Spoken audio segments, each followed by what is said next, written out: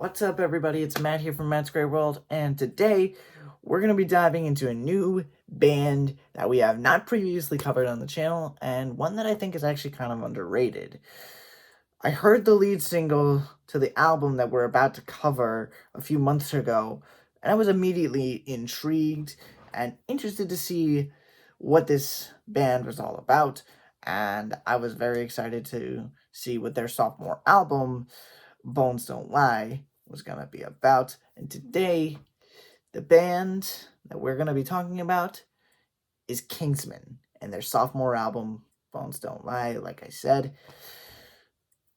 So, to be completely honest, I don't have a lot to say in this intro, other than let's get right into it. The first track on the album is called Hiding the Noise, and Hiding the Noise is a short instrumental intro track to the album with some awesome guitars that are distorted like crazy. The added strings in the background also kind of give it an eerie feeling, almost like something bad is about to happen. It's a great way to catch our attention heading into the rest of the album, and to be completely honest, I just loved the ambiance that it gave off. Just super haunting, and I just like, we're off to a good start.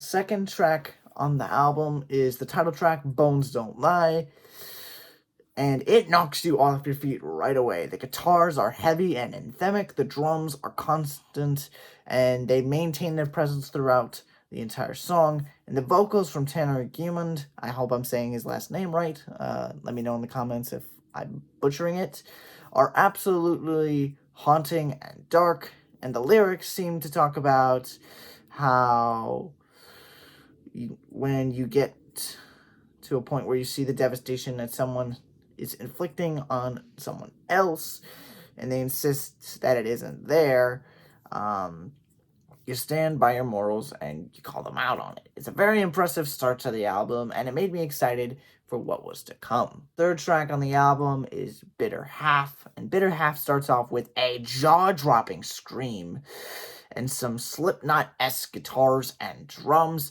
It's a pummeling track that does not let up at all during the 3 minutes and 48-second runtime. The lyrics just screamed, and just, oh my god, the lyrics were just so well written in this track, and they're so well written all across the album.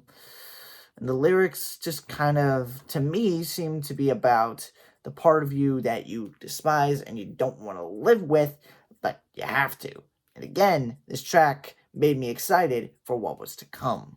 Fourth track on the album is Trial by Fire, and Trial by Fire starts on a bit of a slower note, but it erupts into some awesome guitars before coming back down to earth and making us sing along with every word. The melody is so beautiful and well composed that I just cannot get over it. The lyrics are talking about being with someone through the hard times, being thankful that they're there when things do get hard and you're facing a lot of adversity. It's a great metal ballad that just makes you want to headbang and sing along at the top of your lungs all at the same time. It's a very emotional track, and honestly, I think it might be my favorite song on the entire album. Fifth track on the album is Memory, and Memory starts out with some very interesting electronics before blasting into a massive tidal wave of guitar awesomeness. The guitars and drums have an almost hypnotic effect on the listener, and once again, Tanner Gumund, I'm sorry if I'm butchering his name, puts on a show with his vocal talents. The bridge with those guttural screams certainly shows that this band is capable of pulling off some pretty heavy stuff, especially coming out of the more melodic and more soulful, if you can call it that, ballad in Trial by Fire, while also still having some very melodic choruses in some of their heavier tracks. Again, it kind of reminds me a little bit of Slipknot, which I'm guessing they're heavily influenced by. The lyrics seem to be about being stuck in a bad place and asking if the life you once had is now nothing more than a memory. Sounds pretty Slipknot-esque to me, but I'm going to leave that up to you guys. Do you think that this kind of sounds like Slipknot in a sense? Let me know down in the comments below. The Sixth track on the album is called No Road Home, and No Road Home is a very different track from the rest of the album so far. It's a very haunting track that almost sounds like it's from a Halloween movie, and it's only 2 minutes and 43 seconds or something like that. Tanner Gumond is an incredible vocalist. I cannot get over how talented this guy is, and he just blows me away with how he's able to write his lyrics and how he's just able to convey so many different emotions in these super heavy songs, and especially with some of the softer ones. The guitar solo on this track also sounds very solemn as well. The lyrics, to me at least, are pretty straightforward. They're about seeing that you're just on a bad path and there's no way that you're going to be able to turn back and correct the mistakes that you've already made, which is something that all of us can relate to. We all have regrets. We've all made mistakes. That's just part of being human. We can't go back and fix them, but we just got to learn from them. Seventh track on the album is called Dead Letter. And Dead Letter, while being very unique in its own right, is another one of the slower songs on this track that has a bit of a cinematic feel to it, and I love it. I cannot stress enough how much I love songs that just sound cinematic on records. Like, it just adds a whole nother layer to the record itself, let alone the song. Like, forget just the song itself, but the whole album. And if you've got multiple on an album, you can bet that I'm going to be in love with it. And we'll talk more about my rating later. But Dead Letter has a melody that is so fantastic, and the transition between verse to chorus and verse again is seamless and perfect. The guitars are fantastic. The drums add some much needed ferocity in the bridge, and the lyrics, to me at least, talk about someone who doesn't like to hear the truth when it's not what they think the truth actually is, and they're just kind of living off in their own little world, which, to be honest, we all have those moments. I've had those moments several times myself, but, living in denial is not really something that is appealing to all of us, I would say. But hey, let me know if I'm wrong. And the eighth track on this album is called Catalyst. And Catalyst is probably the heaviest song on the entire album so far. The verses are just filled with distorted and chaotic guitars, along with some intense screaming vocals.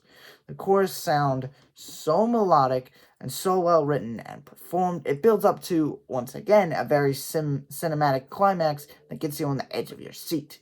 The guitar solo on this track is so goddamn good that I just cannot get it out of my head.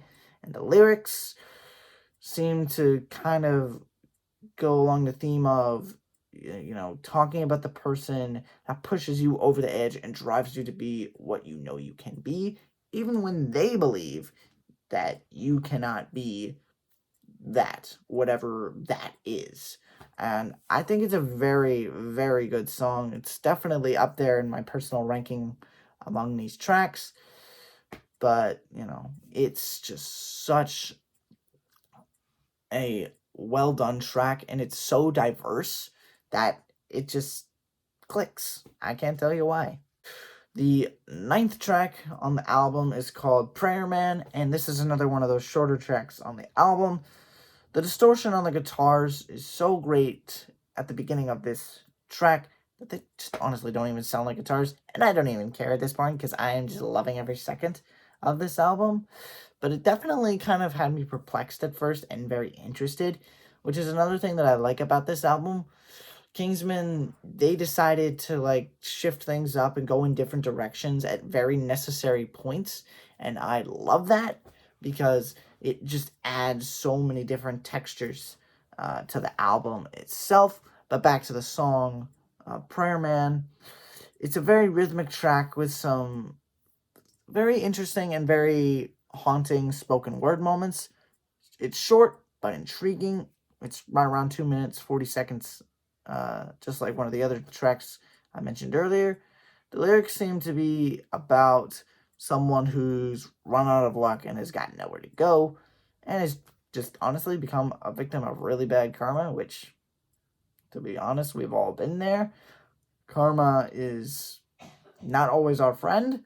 Sometimes it can be. Sometimes you can get hit with some really good luck.